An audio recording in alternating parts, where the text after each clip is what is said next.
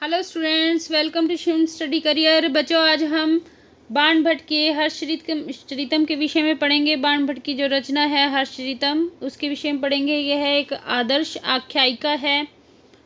बाण भट्ट का समय 7वीं शताब्दी ईस्वी के पूर्वार्ध माना जाता है। यह ग्रंथ 8 उच्छ्वासों में विभक्त है,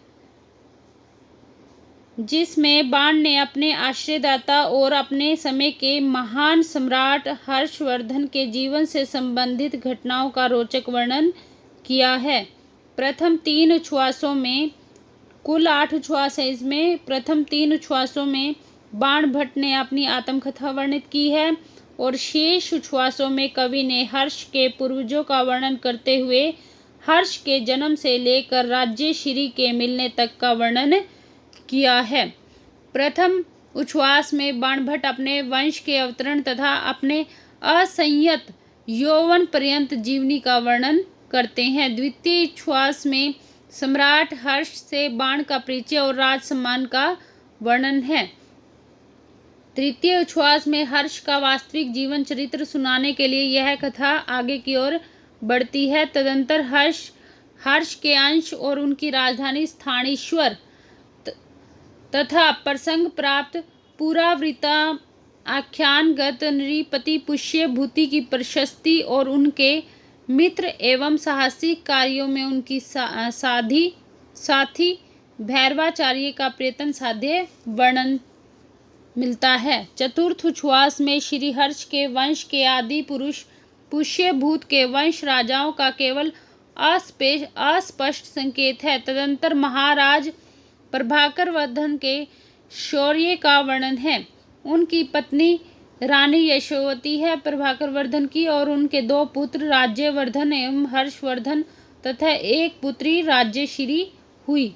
ये काफ़ी इम्पोर्टेंट है। चतुर्थ उच्छ्वास राज्यश्री का पाणी ग्रहण संस्कार और मौखरी वंशज राजा ग्रहवर्मा से हुआ, अर्थात राज्यश्री का विवाह किससे हुआ? ग्रहवर्मा से हुआ।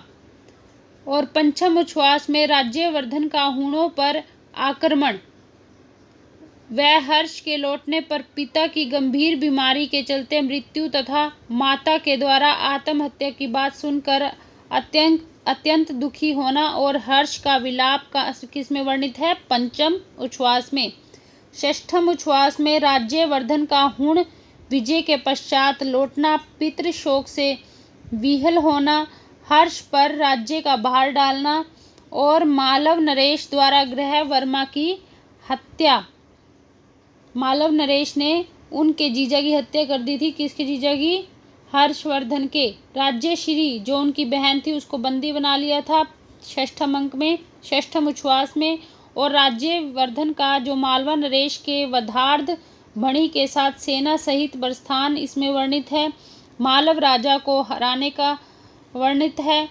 लौटते समय गौड़ राजा शशांक द्वारा छल पूर्वक राज्यवर्धन की हत्या व गौड़ नरेश पर आक्रमण का निर्णय वर्णित है। सप्तम उच्छ्वास में अत्यंत अव्यवस्था के कारण उत्पन्न विविध समस्याओं व हर्ष के दिग्विजय का वर्णन है। असम के राजा के एक राजदूत का भी उल्लेख मिलता है, जो हर्ष के सामने एक अत्यंत सुंदर छत्र का उपहार उपस्थित करता है। और अष्टम उच्छ्वास में, अंतिम उच्छ्वास में हर्षचरित में बताया गया है कि हर्ष का विंध्य वन में गमन हुआ है। ग्रहवर्मा के बाल मित्र बौद्ध मुनि दिवाकर मिश्र के आश्रम में हर्ष पहुंचते हैं और एक भिक्षुक द्वारा राज्यश्री के सती होने की सूचना पाकर राज्यश्री के सती होने से बचाने के लिए हर्ष का दौड़ कर जाना कि बहन तुम सती मत हो, और दिवाकर मिश्र का राज्यश्री को सांत्वनाप्रद उपदेश। जो दिवाकर मिश्र कौन है? उसके पति ग्रहवर्मा का मित्र होता है, बाल मित्र होता है। उसको समझाता है कि भाभी जी, जो भी राज्यश्री को समझाता है कि उसकी भाभी लगी ना दिवाकर मिश्र की, कि आप ऐसा मत कीजिए, सती मत होइए। और हर्ष का राज्यश्री को वापस लेकर आना वर्णित है अंतिम उच्छ्वास में। अब हम इसके मंगलाचरण के विषय में पढ़ते हैं। नमस्तुंग शिर चुंबी चंद्र चामर चारवे, नमस्तुंग शिर चुंबी चंद्र चामर चारवे, त्रिलोक्य त्रिलोक्य नगरार अम्ब मूल स्तंभाय शंभवे नमस्तुंग शिर चुंबी चंद्र चाम्र चार्वे त्रिलोक्य नगरार अम्ब मूल स्तंभाए शंभवे अर्थात शीरस चंद्र और चामर से सुशोभित होने वाले ऐसे त्रिलोक्य रूपी नगर के आरंभ के मूल स्तंभ वाले ऐसे शंभु के लिए नमस्कार है। शीरस चंद्र और चामर से सुशोभित होने वाले ऐसे त्रैलोक्य रूपी नगर के आरंभ के मूल स्तंभ वाले ऐसे शंभु के लिए नमस्कार है। ग्रंथकार कौन है? बाणभट्ट हैं। और ग्रंथ कौन सा है? हर्षरितम है। और बाणभट्ट का समय क्या माना जाता है? 7वीं शताब्दी मानी जाती है। और काव्य विधा क्या है? इसकी आख्यायिका है। हर्षरितम एक आधार ग्रंथ क्या है? इसका इतिहास प्रसिद्ध है। इसमें 8 उच्छ्वास हैं। प्रमुख रस कौन सा है? वीर रस है। नायक कौन है? हर्षवर्धन है। और राजधानी कौन सी है? स्कंधावार राजधानी है। पात्र परिचय में प्रभाकर वर्धन जो हर्ष के पिता हैं, यशोवती हर्ष की माता है, राज्यवर्धन हर्षवर्धन के जो बड़े भाई हैं और हर्ष की माता यशोवती है। प्रभाकर वर्धन हर्ष के पिता है, राज्यवर्धन हर्ष के बड़े भाई हैं, राज्यश्री जो हर्ष की बहन है। और परिवर्धक कौन है? अश्वपालक वेला यशोमती की प्रतिहारी है। कुरंगक कौन है? इसमें दूत है। सुषेण कौन है? वैद्य कुमार है। इसके अतिरिक्त सरस्वती, सावित्री, बाण, दधीच, पुण्यभूति, भैरवाचार्य आदि अन्य पात्रों का वर्णन भी इसमें मिलता है। उच्छ्वासों के विषय में विशेष संदर्भ इस प्रकार है। प्रथम उच्छ्वास का नाम है वात्स्यायन वंश वर्णन। द्वितीय उच्छ्वास में है राजदर्शन। तृतीय उच्छ्वास में है राज्य वंश वर्णन, आचार्य भैरव वर्णन। चतुर्थ उच्छ्वास में है चक्रवर्ती जन्म वर्णन, राज्यश्री का विवाह। किसके साथ राज्यश्री का विवाह हुआ? ग्रहवर्मा के साथ। पंचम उच्छ्वास में महाराज मरण वर्णन और प्रभाकर वर्धन मरण का वर्णन है। षष्ठ उच्छ्वास में राज प्रतिज्ञा वर्णन, ग्रहवर्मा जो कि हर्षवर्धन का जीजा है, राज्यश्री का भाई है, उसकी हत्या, ग्रहवर्मा की हत्या का वर्णन है। और स्कंदगुप्त का वर्णन है। सप्तम उच्छ्वास में छत्रलब्धि कौन देता है? हर्ष को असम के राजा के एक राजदूत का उल्लेख है इसमें सप्तम उच्छ्वास में, जो हर्ष के सामने एक अत्यंत सुंदर छत्र का उपहार उपस्थित करता है। तो छत्रलब्धि कौन से उच्छ्वास में है? सप्तम उच्छ्वास में। विंध्यावटी वर्णन भी सप्तम उच्छ्वास में है। अष्टम उच्छ्वास में है विंध्याद्रि निवेशन और हर्ष द्वारा राज्यश्री को वापस लाना ताकि वो सती ना हो। अष्टम उच्छ्वास में वो सती होने के लिए जाने लगती है और उसका भाई हर्ष उसको वापस ले आता है राज्य। बाणभट्ट की रचना का नाम क्या है? हर्षचरितम। हर्षचरितम एक आख्यायिका है। बाणभट्ट की प्रारंभिक रचना कौन सी है? हर्षचरितम। हर्षचरितम 8 उच्छ्वासों में विभक्त है। प्रारंभिक 3 उच्छ्वासों में बाण की आत्मकथा वर्णित है। ऐतिहासिक वृत्त पर आश्रित कौन है? हर्षचरितम श्रीकंठ नामक देश का एक प्रदेश है, स्थानेश्वर या फिर थानेसर। स्थानेश्वर का राजा है पुष्पभूति। शिव का सबसे बड़ा भक्त है पुष्पभूति। भैरवाचार्य नामक शिव भक्त से मुलाकात हुई पुष्पभूति की। भैरवाचार्य ने अट्टहास नामक अद्भुत खड्ग भेंट किया था पुष्पभूति को। भैरवाचार्य ने अपनी सिद्धि हेतु सहायता मांगी थी पुष्पभूति से। भैरवाचार्य का बाल सखा था टिट्टिभ। भैरवाचार्य का शिष्य था करणताल। राजा के अलावा भैरवाचार्य की सहायता हेतु अन्य कौन थे? 3 व्यक्ति और थे जिन्होंने भैरवाचार्य की सहायता की थी। राजा पुष्पभूति ने भी भैरवाचार्य की सहायता की थी। कृष्ण चतुर्दशी को अर्धरात्रि में राजा कहाँ पर गया था? भैरवाचार्य की सहायता करने के लिए कृष्ण चतुर्दशी के दिन अर्धरात्रि में गया था भैरवाचार्य की सहायता करने। पृथ्वी को विदर्ण करके निकाला था नागा अधिपति। नागा अधिपति का नाम था श्रीकंठ। नागा अधिपति का युद्ध हुआ था पुष्पभूति से। नागा अधिपति के युद्ध में वध किया था पुष्पभूति ने। आचार्य भैरवाचार्य की कार्य की सिद्धि का वर लक्ष्मी से मांगा था पुष्पभूति ने। हर्ष नाम के चक्रवर्ती राजा का वरदान पुष्पभूति को दिया था लक्ष्मी ने।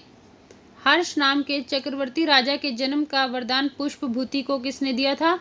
लक्ष्मी ने। पुष्पभूति ने उत्पन्न किया था हरिवंश को। प्रभाकर वर्धन का वर्णन होता है चतुर्थ उच्छ्वास में। प्रभाकर वर्धन की पत्नी का नाम था यशोमती। प्रभाकर वर्धन की प्रथम संतान थी राज्यवर्धन।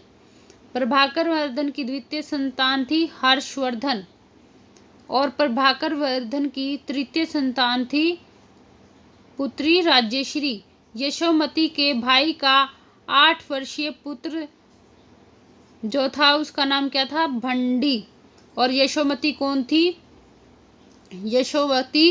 यशोमती प्रभाकर वर्धन की पत्नी थी और हर्षवर्धन की माता थी। यशोमती का जो भाई है अपने पुत्र भंडी को क्या सौंपता है? भंडी को किसके पास सौंपता है? प्रभाकर वर्धन को, यानी कि भंडी को उसके फूफा के पास छोड़ देता है यशोमती का भाई। यशोमती का भाई, हाँ उसका फूफा लगता है भंडी का। राज्यश्री के बंदी बनाए जाने की घटना वर्णित है षष्ठ उच्छ्वास में। राज्यवर्धन द्वारा मालव नरेश पर आक्रमण की घटना वर्णित है षष्ठ उच्छ्वास में। हर्ष के दिग्विजय का विवरण प्राप्त होता है सप्तम उच्छ्वास में। राज्यश्री की पुनर्प्राप्ति होती है अष्टम उच्छ्वास में। राज्यवर्धन को हुणों पर आक्रमण करने का आदेश कौन देता है? उसका पिता प्रभाकर वर्धन। राज्यवर्धन को हुणों पर आक्रमण करने का आदेश प्रभाकर वर्धन, जो कि उनके पिता है राज्यवर्धन के, वो देते हैं। राज्यवर्धन द्वारा हुणों पर आक्रमण की घटना वर्णित है पंचम उच्छ्वास में। हर्षवर्धन का अग्रज था राज्यवर्धन, यानी कि राज्यवर्धन हर्षवर्धन का बड़ा भाई था। प्रभाकर वर्धन का लेखहारक सेवक है कुरंगक। प्रभाकर वर्धन का वैद्य कुमार है सुषैण। प्रभाकर वर्धन द्वारा पुत्रवत पालित राजवैद्य है रसायन। प्रभाकर वर्धन के मृत्यु से पूर्व में ही अग्नि प्रवेश करता है रसायन, जो कि प्रभाकर वर्धन द्वारा पुत्रवत पालित राजवैद्य है।